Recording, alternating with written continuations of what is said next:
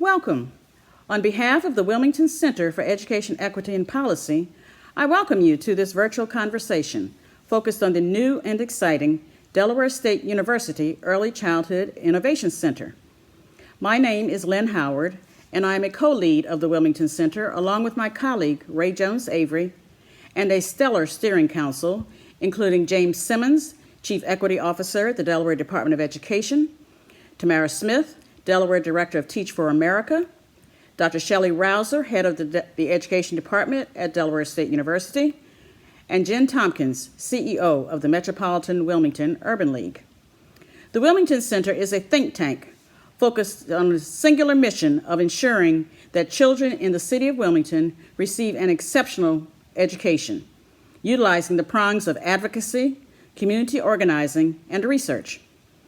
Today's virtual conversation is a continuation of our virtual series held over the past 2 years that is focused on topics such as the adultification of Black and brown children, strategies to create new school cultures, and self-care for educators, among other topics.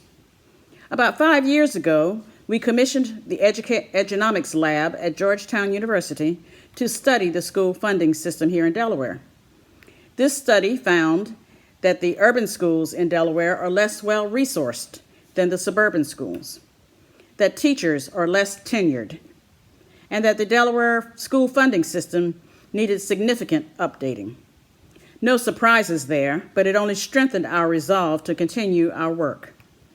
We have, over the past year, conducted community engagement efforts around the Wilmington Learning Collaborative, including focus groups and listening tours, in an effort to ensure that the families and the communities that will be affected were informed and had the opportunity to provide feedback during the planning phase of the WLC. Today, we are pleased to bring you a conversation around the new Early Childhood Innovation Center at Delaware State University. This center has the potential to transform the early childhood arena here in Delaware, both from an academic perspective and a workforce development perspective. We have the dynamic team of Dr. Kim Krasanowski and Dr. Danae Sewell, who are leading this initiative to present to us today.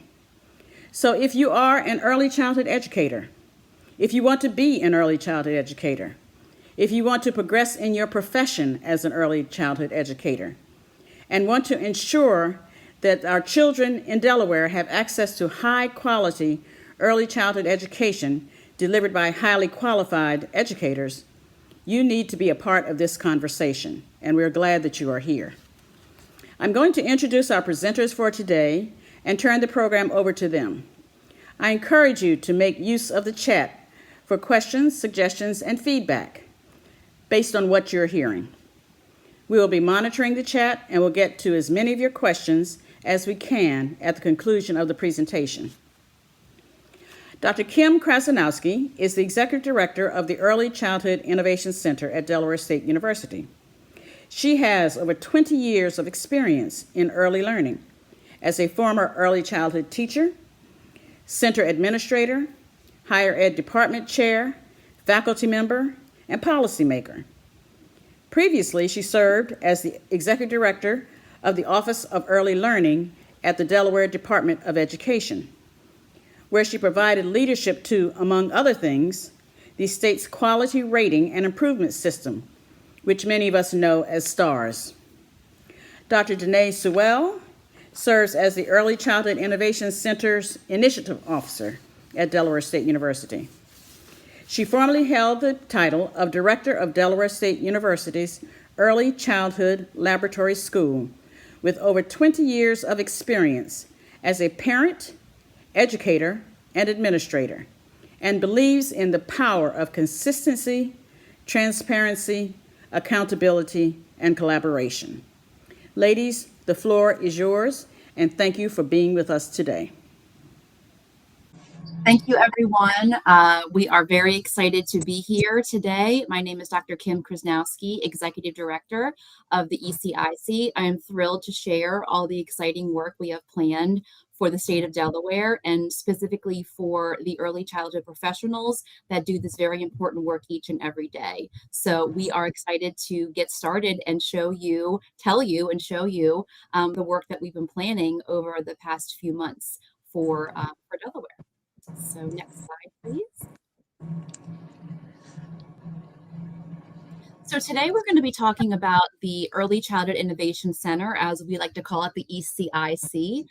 We're going to give you a history of the center, what it is that we're doing, the programs we're supporting, and why the time is right now to do something so bold and innovative at the ECIC. So we are excited to share a little bit about what we're doing, and then also excited to answer questions from the community towards the end of the presentation. Next slide. So did you know, and what you should know about the early childhood education workforce in Delaware? These statistics are from the most recent workforce survey from the Department of Education. And the statistic that I want you to sit with for just a minute is the first one. The median hourly wage of child care workers in Delaware is $10.99. So that's an annual wage of $24,000 a year. And if we just sit with that for a second and think about what $10.99 means in respect to the children that we are trying to take care of and provide for, as well as our workforce in and of itself. That alone speaks to the story of what it is that we're doing and why we're doing it here for the ECIC. One of the things that is very loud and clear is that $24,000 is below the poverty guidelines threshold. And that's what is the median hourly wage for our providers. It speaks to the fact that they could go to Walmart, Target, or even Chick-fil-A and be paid close to double that amount. And that speaks very loud and clear. Next slide, please. Thank you, Dr. Sewell. So a little bit about the ECIC. If people don't know much about what's going on, we're happy to share. We're super excited. About 2 years ago, these pictures were taken from a press release that the governor and a lot of other stakeholders were invited to talk about this amazing historical partnership between the governor's office, the Department of Education, and Delaware State University. If you can remember, 2 years ago, we were right in the middle of the pandemic. Early childhood providers were struggling even more so than they had been because of uncertainty of things that were going on with their families, with the children that they served, and of course the staff that they employed. So there was lots of discussions and lots of funding opportunities, either from the federal side and from the state side, to focus in on early childhood. So the state had a number of strategies at that time to ensure that businesses, childcare businesses, and the staff that they employed were able to remain open during the pandemic. A lot of things were happening, but what we were concerned about was the retention of staff, how we could think about things differently, how could we recruit people into a field for $10.99 an hour, and how could we keep them? How could we ensure that the most precious commodities of the children of all of our communities in Delaware were having the expertise and benefits of highly educated, skilled, recognized, acknowledged professionals in the field? And lots of conversations around that time came to be of the creation of the Early Childhood Innovation Center at Delaware State University. This was, again, an historical opportunity to not only build something at DSU, but to build something 100% dedicated to the workforce of Delaware. So as we think about what the Innovation Center is, and you think about the word innovation, we're thinking through holistic, comprehensive programs that we'll share more in detail about in a few slides, but a completely different take on what it's going to require for us to think about recruitment strategies in an innovative way, think about retention strategies in an innovative way, and think about how to really deal with the compensation concerns that we have here in the state of Delaware and nationally. This is not something that Delaware is dealing with on its own. We have a workforce crisis in the field, and Delaware is not exempt, unfortunately. But what we do have here in Delaware is the creation and the implementation of the ECIC, which again is 100% dedicated to working with people who either want to work with young children, birth to age 5 to age 8, or who are thinking about working with children in a lot of different capacities. But the focus is, if you want to work with young children and you want to be the best educator that you can be, we can give you supports and we can give you incentives and we can help you, guide you along the way on what it is that you want to do. And prior to this, a dedicated center just on these types of things was not available. The state had a lot of supports from different partners, but having it here, focusing on a few different things. Number one, a scholarship model for folks to obtain a national credential, which is the CDA, as well as a associate's or bachelor's degree, and a comprehensive, holistic, and dare I say, robust CDA cohort program, which we'll get into detail in a few minutes. So I love this quote here: if you can dream it, you can do it. And that's what Delaware did. We dreamed it, and now we're going to do it. So next slide, please. So we thought it was really important that we talk about what the ECIC will do and what it's going to be serving as we think through our deliverables for a start date of July 1. So you will see in a few slides, we're going to talk about the structure of the ECIC, the kinds of positions that we've carefully selected, and the people that are going to be doing this really important work. But overall, we have an opportunity to create a hub for the workforce and for initiatives that follow the workforce. We also see the ECIC as being strength or an increased strength around research and other strategic partnerships within local Delaware as well as national.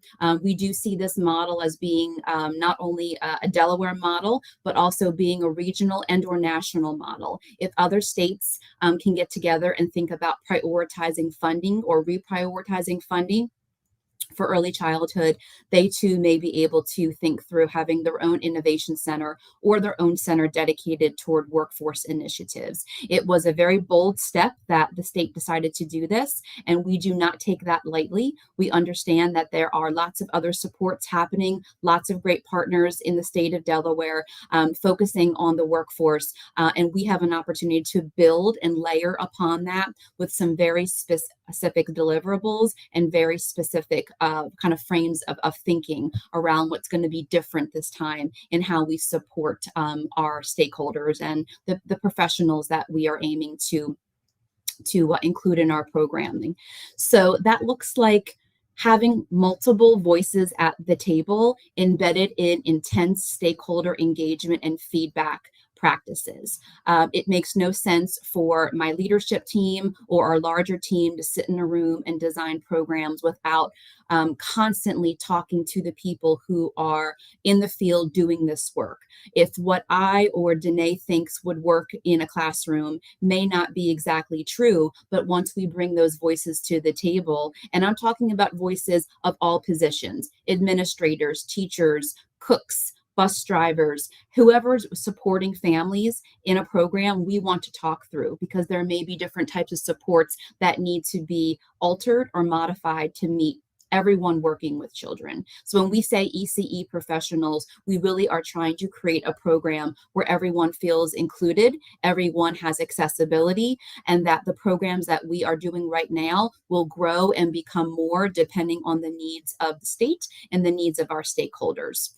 We really are trying to look through developing practices and programs that can set folks on a trajectory for their career. So if you want to be the best infant and toddler teacher in the world or educator, or you want to be an administrator of a program, then we are going to build supports and individualized coaching and career counseling and advisement to get you where you want to be. You may find out through all of this that you don't want to be a classroom teacher, and infant toddler mental health, or mental health in general with young children is something you want to do. Well, we want to be able to put you on that trajectory to help you obtain a degree, obtain a national credential, so you can find the right fit for you as an individual to work with young children. So the prerequisite is, if you want to work with young children, we want to support you, and we want to figure out what's the best way for you to be on your own career trajectory through the ECIC. Okay, next slide, please. Okay, Dr. Sewell. Thank you. Kim shared, Dr. Kuznowski, excuse me, shared about the two initiatives that fall under for the ECIC, which is both scholarship and the CDA credential. On the screen, you'll see Dr. Calvin E. Moore Jr., who is the CEO of the Council for Professional Recognition, which is a leader in credentialing early childhood educators worldwide. He shares, our field has the commitment as well as the courage to get things done and lead the way to new chances for learning. This credential is a nationwide credential, but also international as well, with most recently having Ghana and Egypt join China in recognizing the CDA credential. Next slide.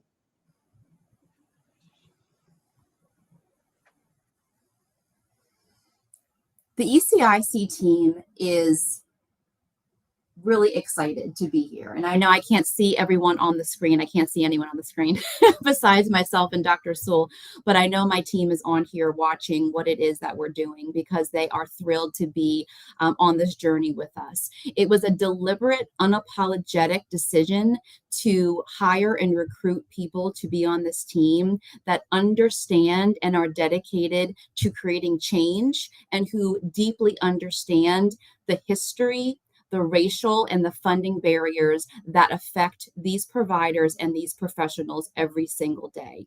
It was very important to me as the executive director to not only recruit, but think about the composition of the team to make sure, as I said, voices are at the table, but different voices are at the table when it comes to the programmatic and the programmatic aspect and the coordinating of things. So we are very, very excited to be sharing not only our team, but the specific positions within our team that we think will set us aside from other programs in other states. Next slide. So I am thrilled to show you a rundown of our org chart here at the ECIC.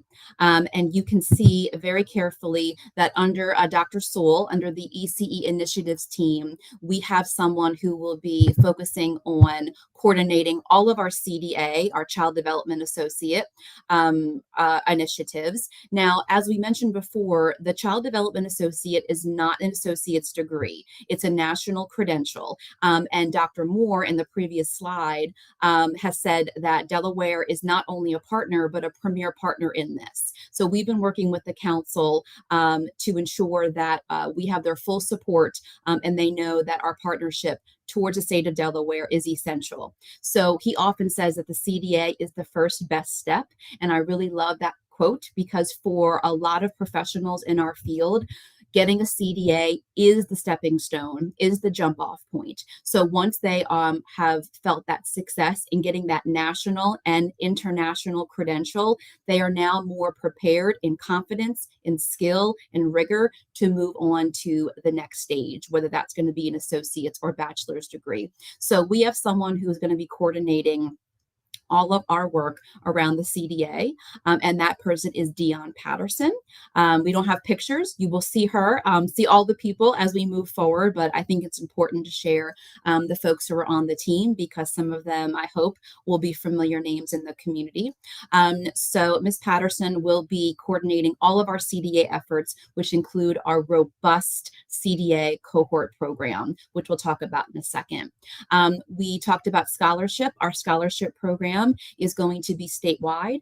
Although we are housed at Delaware State University, we are serving and our support and partnership with all of Delaware's higher education, all institutes of higher education. So Wilmington University, University of Delaware, of course, DSU, and Delaware Tech at this point are all eligible for scholarships or continue to be eligible for scholarships in our new model. So our coordinator, Ms. Hope Fudge, will also be available to assist professionals in the application process and through counseling that we will require in our new scholarship program.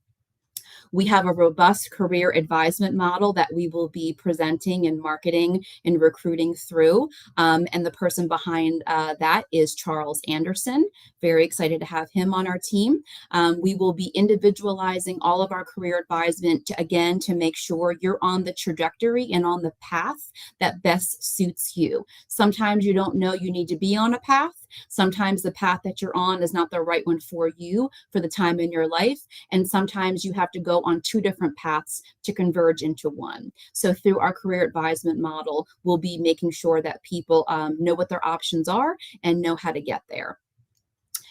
Very excited also to add that thinking about pathways and transitions, a CDA to AA to BA is a stackable credential that we hope many people will take advantage of. But we also know that networking and interacting with the world of higher ed for some folks can be intimidating, can be a scary thing. So we've thought about that, and we've hired Dr. Liz Kelleher to be our higher education coordinator. Liz will be working with all of our higher eds on articulation agreements, prior learning assessment policies, and really thinking about redesigning and the supports that may be in place or needed to redesign current associate and bachelor degree programs that make it truly more accessible for everyone who wants to engage in higher ed to have that opportunity. So we are very, very excited about our initiatives team.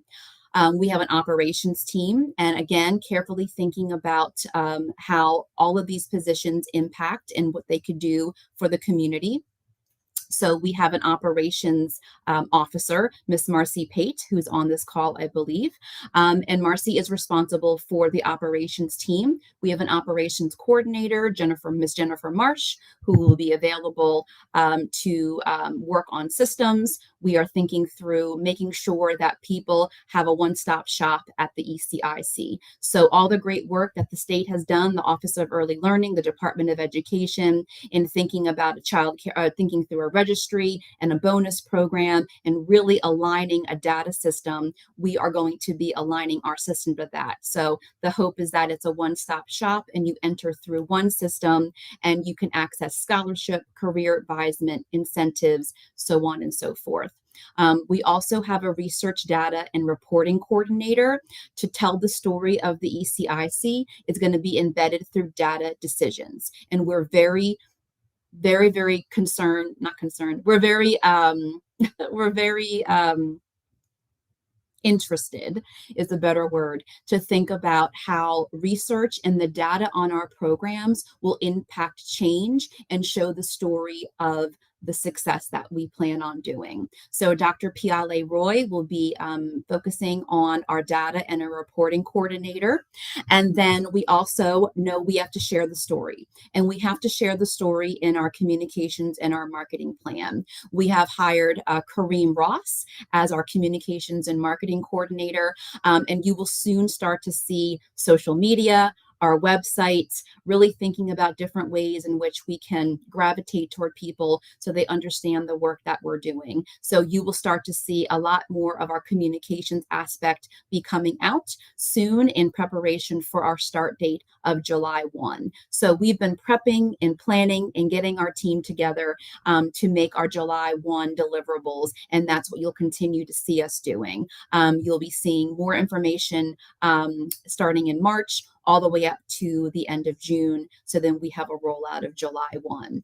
And then we also have a phenomenal support team led by our senior administrative assistant, Jasmine Passwaters. We also have an administrative assistant named Paula Bratcher Newton, who will also be supporting our scholarship and our CDA teams. So we are very excited that the thought of all of these people working together to support you, the community, was our number one goal. We had to have the right people on the train in order to stay on the tracks. And not only are we staying on the tracks, but we are going to be forging a path that I don't believe Delaware has ever seen. So we're very excited about the opportunity for that.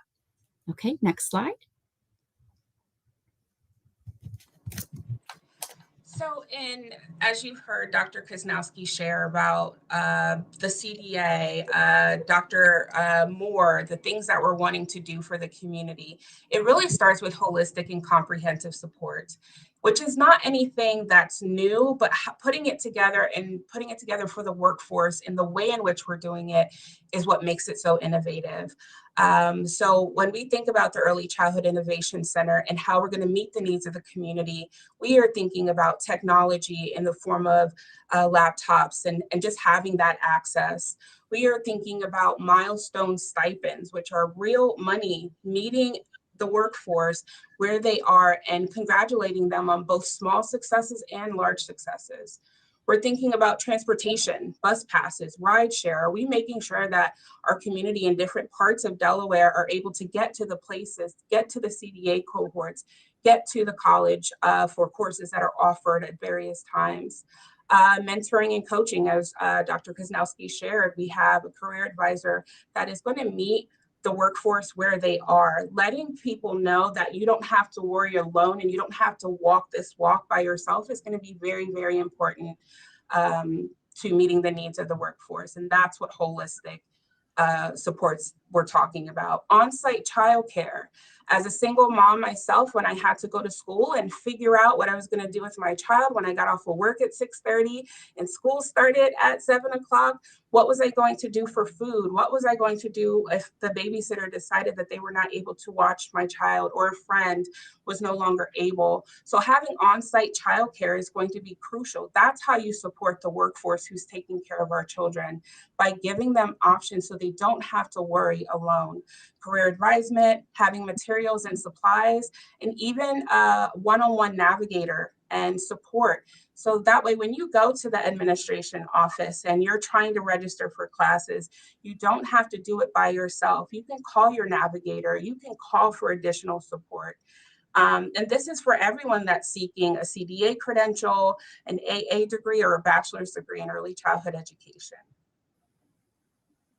Next slide, please. Thank you so much, Dr. Sewell. Just to add to that, these supports, on one hand, are not innovative by themselves, but they are innovative because they are packaged together. There is no thinking, there's no barrier. If you don't need it, that's fine. But if you do, it's all going to be available to you. And that's why we're so excited about the ECIC and the programming that we are thinking through in the design, because we know you are going to be less successful without the technology. So you don't need to worry about that coming into a scholarship program. We're going to be able to offer you technology in the form of a laptop. We're going to be able to have people who are there and will be checking in with you multiple times during a semester or a block of time that you're in your cohort. Failure is not an option. Success is what we will always achieve. And the goal is you come into the program, you succeed, and then we talk about, before you're ready to move on, what are your options? What are your goals? How can we help you do this? So really having people who are there, who understand the community, who understand the stress and the strain of working day in and day out to do this very important job. But then, as Dr. Sewell said, to incentivize, to give compensation where compensation isn't always there, to truly motivate you to do something that you maybe never thought you could do. But with the supports we have in place, or that we're planning to roll out, we are very confident that people will find that with all of these supports in place, that this is a very different perspective than maybe what they thought was available before. So we're, again, just very excited about this holistic approach to putting all of these supports into a package where you don't have to ask for them. They're available, and you have the choice on whether or not you want to accept them or take them. But they're there for you. We thought about all of it. We've removed the barriers, and we want you to focus in on changing your knowledge, changing your practices, and being the best educator that we know that you can be.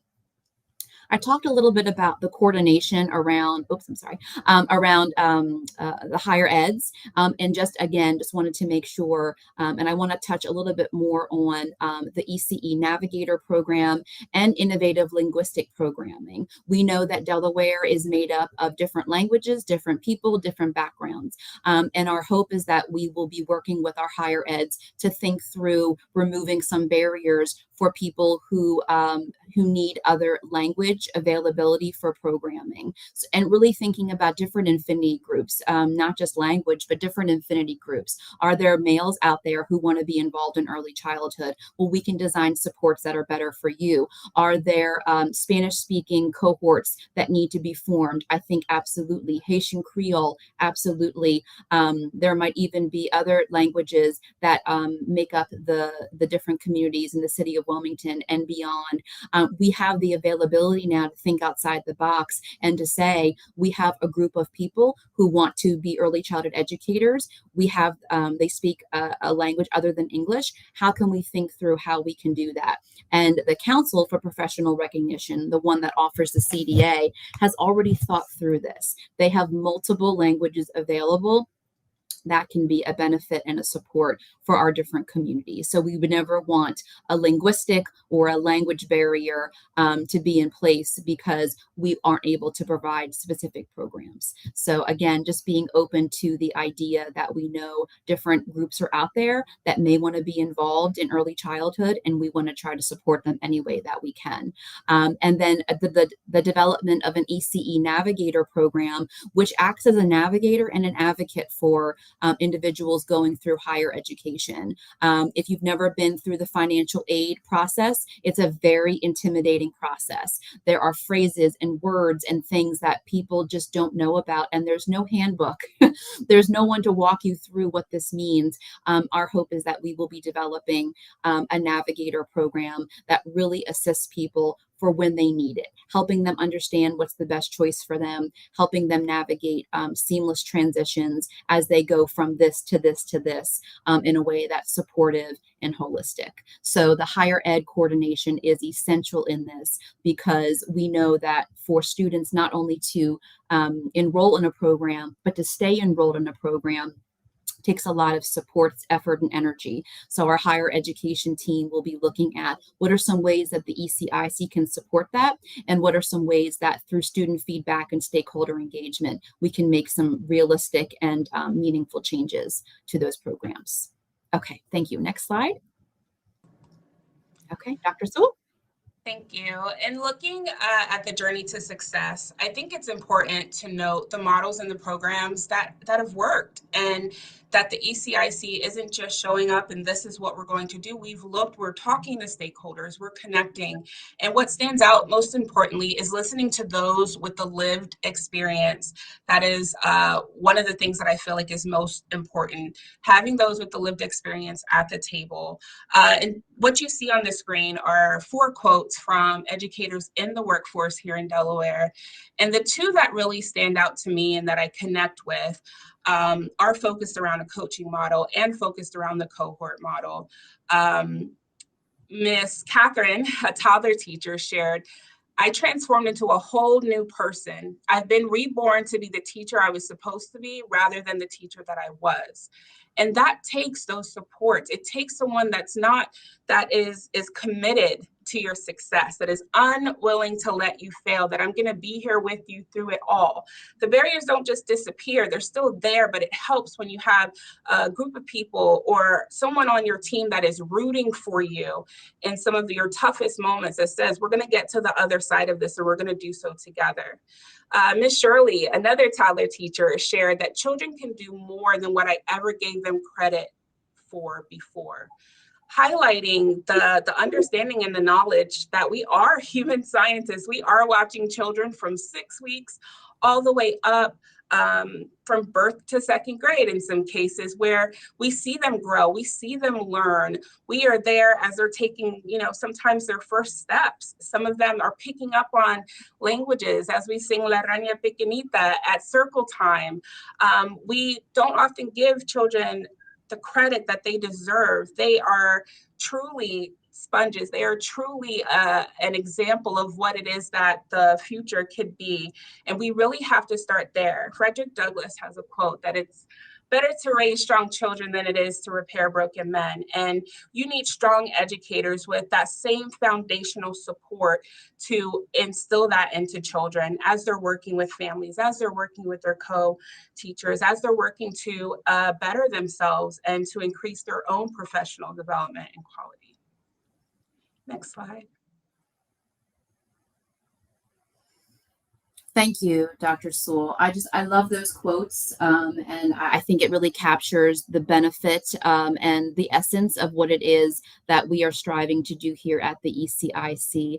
Taking people who have been working with young children for a very long time, or maybe not even a long time, but turning their perspective around, focusing on them, on them as a professional rather than just another person in this field, and really showing and guaranteeing that coming out of a program that has these embedded supports is going to help them tremendously in their next step, whether that's to stay as a teacher or to move on to administration or to do other things within the field. We don't want to put any barriers in place for people wanting to work with children or families, because that's what early childhood is. It doesn't mean just working in a classroom. It could mean a lot of different things. But if you want to work in a classroom, we want to support you and make you the best teacher that you can be. And that's what we are solely dedicated to be doing for the workforce. This is just a timeline of our services. I know this is very small. I can barely read it, so I hope I hope you all can see it a little bit bigger on here. But this just stresses the importance of what we've been doing since November all the way up into July of this year, when we hit the green light and hit go.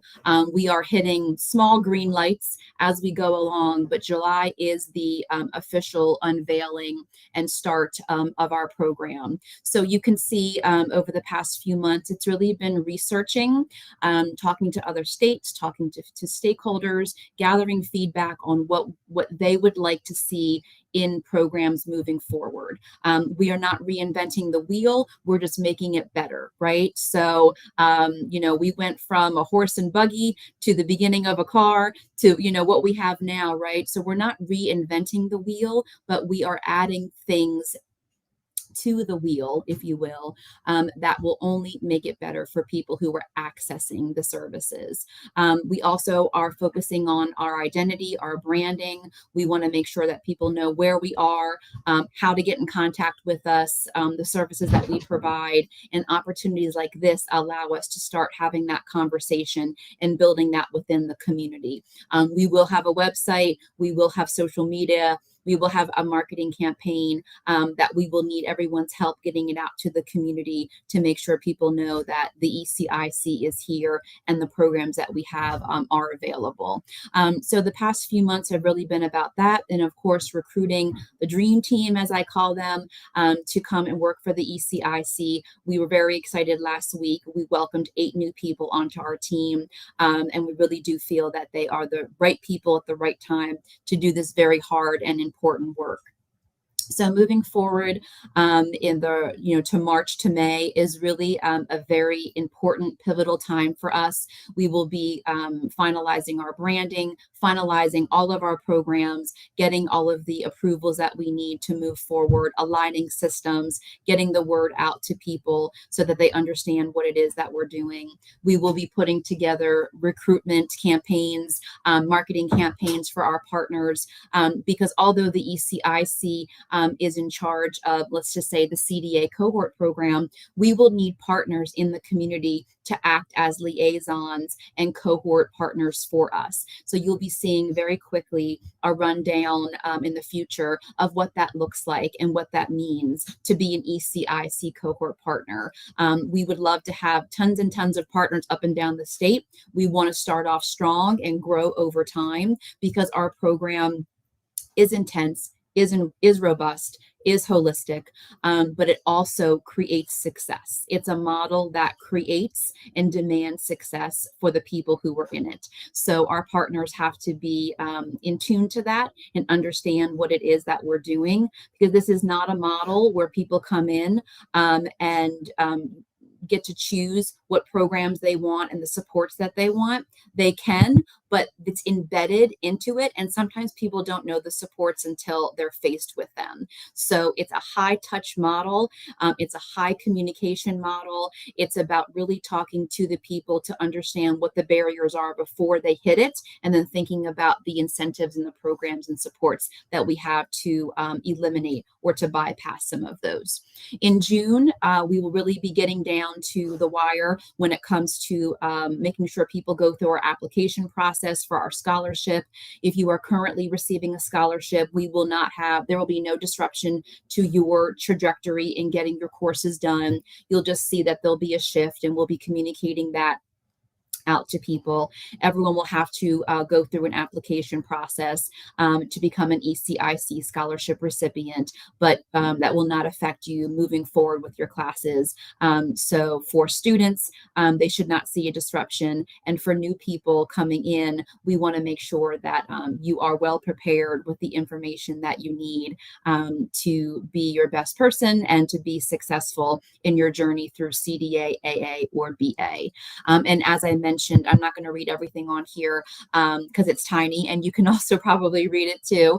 But you can see July 1 is when all of our deliverables and all of our programming are set to begin. So we will be having marketing, communication, information sessions throughout the community, in person and virtual. So you can come and ask and talk about these services. So then you can be prepared for that June and July start, maybe even sooner in May. But July is the go time, and it's only a few months down the road, and we will be ready. We're excited, and we can't wait to see what the future brings for us.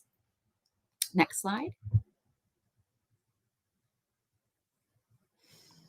Well, that is the end of our presentation.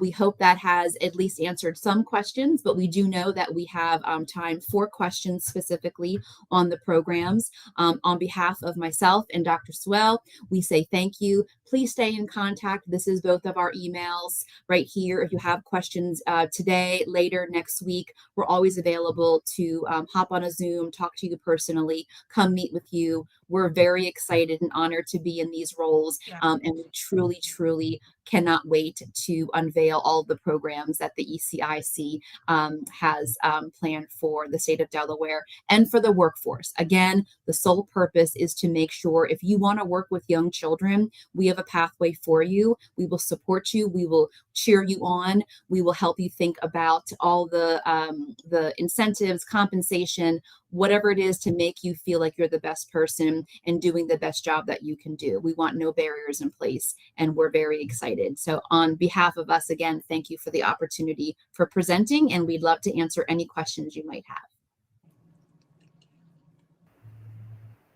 Thank you. Boy, that was a very rich, very necessary and exciting information. Thank you both. We're very excited about what the future holds. And this is an amazing opportunity for careers and research and coaching, and for those that really have a passion for working with our very youngest children as early learners. I'd like to introduce Daphne Evans, who is going to moderate our discussion segment here. Daphne has over 30 years of experience within the nonprofit and for-profit sectors. She currently is contracted to serve as the program coordinator for the Early Childhood Comprehensive Systems Grant for the Division of Public Health, and serves as the family support manager for the Early Childhood Arts Education Academy at the Christina Cultural Arts Center. An interesting fact about Daphne, she understands this work. She worked in multiple states to hire early childhood education providers as a recruiter for 12 years at the Bright Horizons Family Solutions for MBNA and Bank of American centers. Daphne is passionate about the supports that are created for potential and current early childhood education providers, and to help them make successful pathways into and through the field. She's an ideal person to moderate this discussion. So, Daphne, please take it away. First of all, I want to thank the Wilmington Center for Education, Equity, and Policy Forum for inviting us here today. And I also want to congratulate Dr. Sewell and Dr. Krasnowski, who I know pretty well, on this venture. I'm excited about the work that's about to be done. I am looking forward to seeing people grow within the field. As Ray Avery Jones said, I have watched early childhood providers grow in the field to go from working in high school and coming out of one of the vocational schools to now being a director of a Head Start program in North Carolina. So I've seen what supports and what help can do, and I'm so glad that this effort is being taken in Delaware. So I'm going to ask a few questions, and my opening one is, what might you say to someone who is considering applying for a scholarship that is questioning if they have what it takes to work, go to school, and care for their own family? There's a lot of responsibilities to juggle being a student in any of these situations, the CDA, the associates, the BA. I think you said some of them, but you might have some other ones that you might want to reiterate or some that you want to stress. Thank you, Daphne. Yes, our paths have crossed over a number of years, and I'd like also to say that Daphne actually hired me at Bright Horizon. She recruited me for a young preschool classroom, and I got there on day one, and that's how I became a toddler teacher, because this was not young preschoolers. These were 2-year-olds.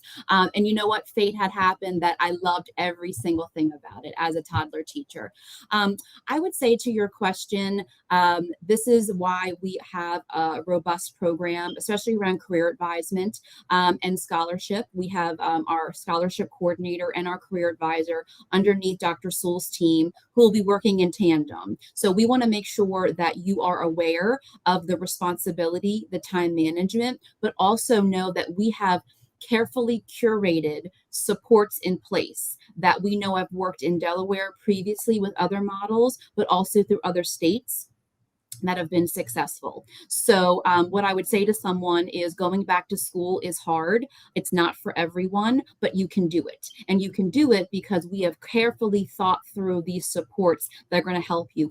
And the ECIC and our team is going to be with you from start, in the middle, to the end, right? So if life does throw you a curveball, which it does, you're going to have a counselor and a career advisor to talk through. We're going to help navigate the options that you have to make sure that you stay on track and that you are truly able to pursue what it is that you need to do. We also know we have to be flexible, right? So sometimes the best thing for someone to do is to take a short break through communication, right? So sometimes you have to come out to go back in, and that's fine. But we're going to make sure we talk about all the options that you have at once to make sure that you're ready to go for this. And we're going to be cheerleading and supporting you the whole way. So when we think through success celebrations, that means every time that you pass a class, every time that you engage in another semester, that's a success celebration. Every time you end a semester, or you achieve a credential or a degree or what have you, we're going to be celebrating that with you and your support network. So I would say that it's a reality to go back to school, to do things, to juggle all of that. But I also would say that early childhood educators do this every single day. They are multitaskers. They can handle classrooms, children, families, their own lives. They've been doing it for forever, right? So they can handle this with the right supports and the focus on the people and the programs that we're going to be able to provide. Okay. Danae, did you have anything to add to that? I think Kim got it all, but most importantly, just it's okay to speak life into people who might be questioning, can I do this? You absolutely can do this. If anybody can do it, it's you, number one. And number two, that you don't have to do it alone. And one of the things I used to always say to staff that were looking to move forward is once you get an education, whether it's a CDA, whether it's a BA, whether it's an AA, whether it's your doctorate, they can never take that away from you. Right. So just moving forward or even taking the small steps helps out. One of the things that I heard you say, I love the fact that it's going to be individualized. And it doesn't necessarily mean that you're going to be in the classroom your whole entire life. I think that that's one of the best things that I've heard. I have a question from the chat that talks about, are there compensation retention bonuses for staff to not flee the field? I know that was one of my concerns as a recruiter. We would invest money in people to go back to school.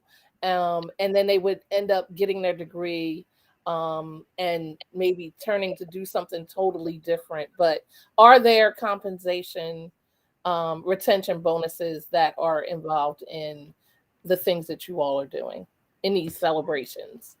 Right. So I think retention is an interesting concept, right? Because retention can be in the form of compensation. It can be in the form of acknowledgement, recognition. So the types of incentives that we are focusing in right now currently are around milestones. So getting a CDA, working towards your AA, achieving your AA, achieving your BA, right? Those are things that we are focusing, and then adding stipends and different types of supports financially along the way. But the compensation, as many of us know on this call, is still an issue, right? So we do hope that as time goes on and other ideas and funding becomes available, that there might be additional types of compensation incentives. But what I do want to be clear on is that the models that we are building do have financial incentives, but they are based on milestones in obtaining those credentials and degrees. And then smaller supports, financial supports through technology and different types of childcare and textbooks and things that they can use the money for to through each semester. But we are thinking about it being a semester by semester by semester thing, and then long-term milestones and actually achieving those credentials or degrees. Okay. So I want to remind everyone that you can put your questions in the chat. I do have a few general questions that I can ask. So what will it take to elevate the early learning field so that staff are regarded as professionals worthy of respect and compensation on par with professionals within, professionals, other professionals that are out there? I know sometimes that is a challenge. And what are your ideas to motivate and to help them feel that they are on par with others? Well, I think, once again, this partnership between the governor's office, the Department of Education, who's been doing this work out of the Office of Early Learning for a number of years, and Delaware State, by creating the ECIC, that's giving an opportunity to elevate the work of ECE professionals. So number one, there was a flag planted in the ground that says this is a focus, it's a priority, and we're going to allot funding, $31.6 million funding towards the workforce in Delaware. I don't know any other state who had thought about that at this point. There had been other types of funding, but to design or enhance what the state is already doing with other partners has just been phenomenal. I think also, Daphne, to truly elevate and to gain respect and acknowledgement, the public has to know the stories. They have to know the importance of early childhood, and they have to know that the first 3 years of a child's life really dictates what will happen their entire life. Exactly. First 3 years, not the first 5, not the first 8, the first 3, if we really want to get down to the research, right? So The first 3 years is so essential to even think about meeting those third grade reading and math requirements. The first 3 years, the first 5 years is so important for the public to realize those self-help, those problem solving, those collaboration skills that we talk about and we teach and we care about so much in early childhood. All of that is what employers are looking for now. We talk about soft skills, team building, collaboration. If you don't have those experiences when you're 3 and 5, and even before that, it's almost impossible to try to put all that information into someone who is 18, right? So I think what elevates the field is prioritizing initiatives like this. It's telling the stories of people. Dr. Sewell mentioned a quote that someone going through a former CDA cohort program didn't know what children could do, didn't give them credit. The other person said that she transformed into a completely different person, and she was in a 12-month CDA cohort program, right? So imagine what happens when she has that confidence and she goes for associates or for her bachelor's degree. And along the way that he or she is doing that, all that rich information comes back and directly has an impact on the children, families, and the programs that people are working at. So it really is a trajectory for the individual, but it's also for the children, all the children and the families that person is affecting throughout the time that they're doing this. So how we elevate people is by sharing their story, being unapologetic about the work and the value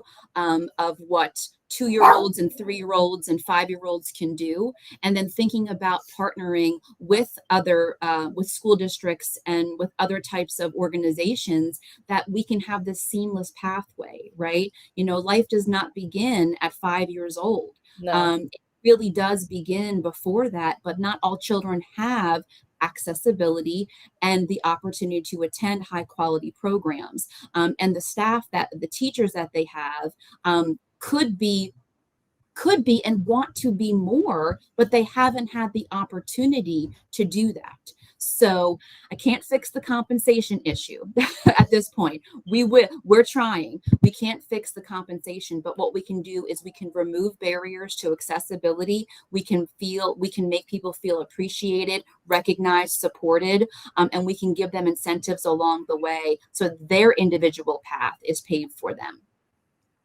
Great.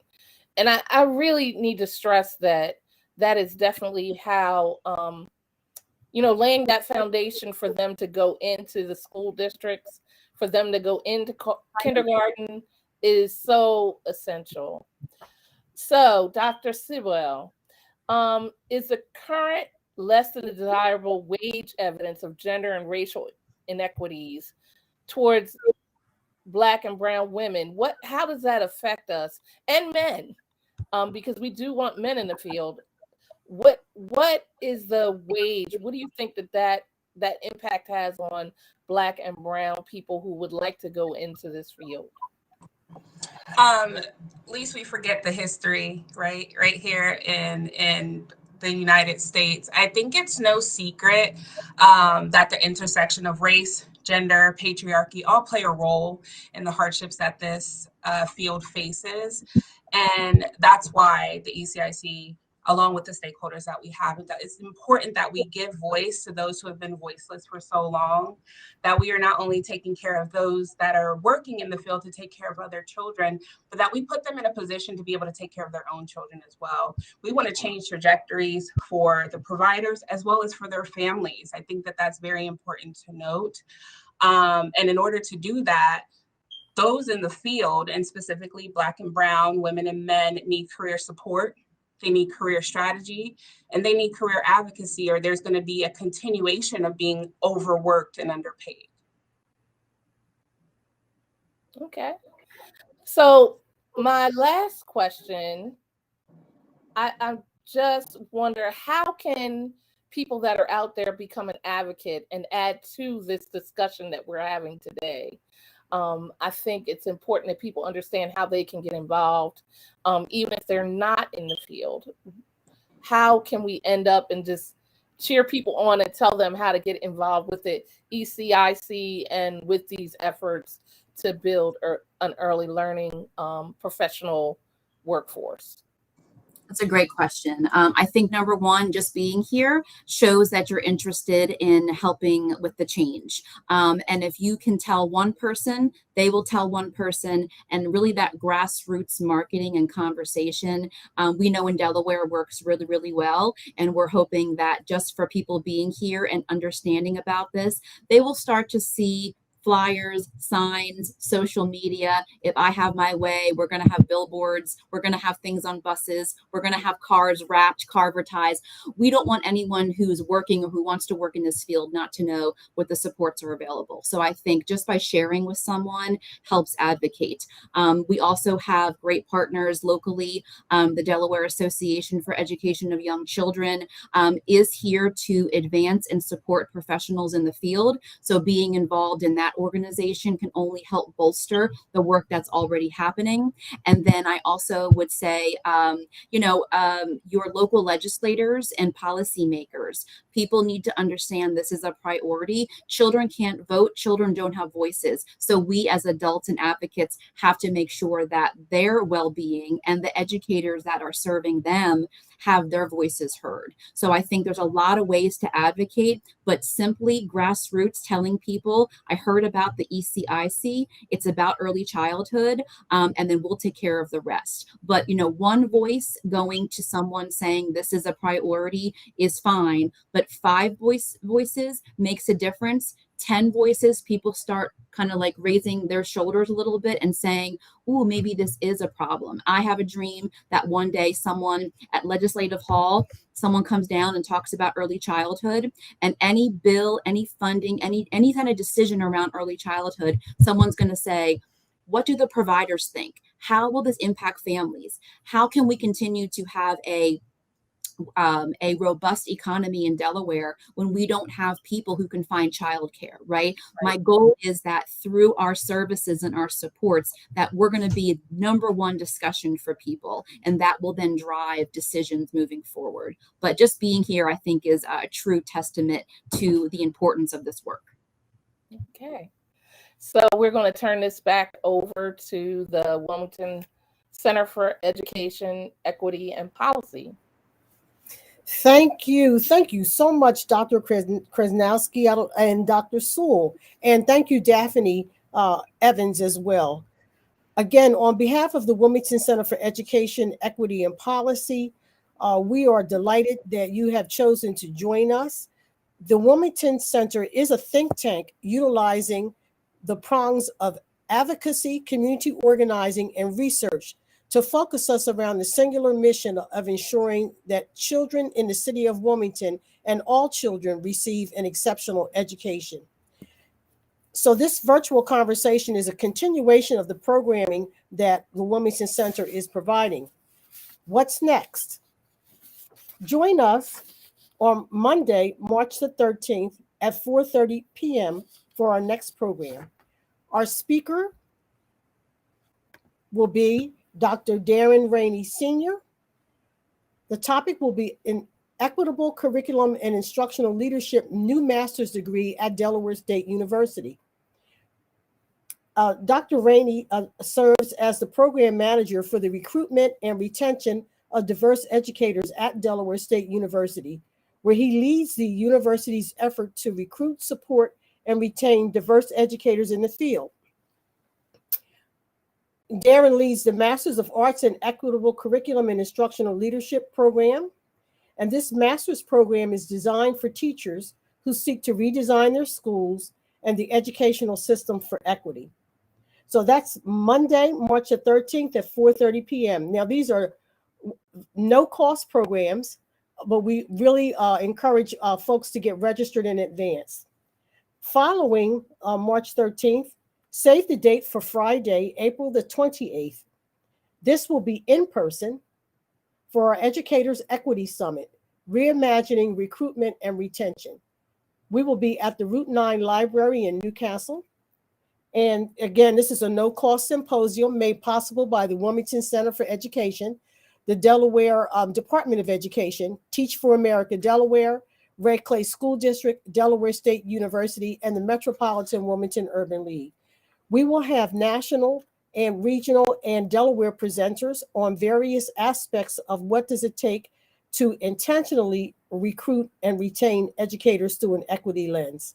So thank you very, very much. Again, I want to thank my colleague and co-lead for the Wilmington Center, Lynn Howard, as well as our steering council that includes Jim Simmons, the Chief Equity Officer at DOE, Tamara Smith, the Delaware Director of Teach for America, Dr. Shelley Rouser, who made the connections for this program with our Early Childhood Innovation Center, and Jennifer Tompkins, CEO of the Metropolitan Wilmington Urban League. Until March 13th, be safe, be peaceful.